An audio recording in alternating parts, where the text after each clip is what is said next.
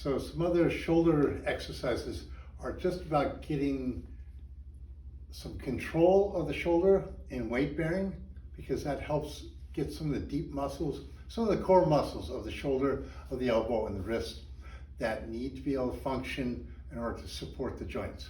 And we're going to do those by weight bearing. So I'm going to start just by closing my fist. I try not to do this. I want to try and roll the fingers if I can. You can always put a washcloth or a little roll in the hand if it's a little more comfortable that way, and then go up against the wall. And I'm just going to lean into the wall a little bit.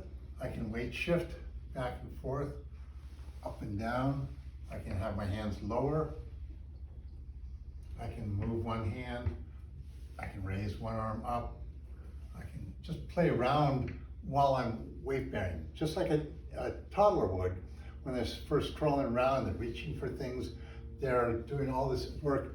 This arm's working, but the one that's holding them up is doing a lot of work too, and getting the support so that the muscles can function doing everything else that they need to during the day. So we can just start with just some gentle movement like this, back and forth, up and down, and just playing around with that at different heights, at different closeness, at different farness apart.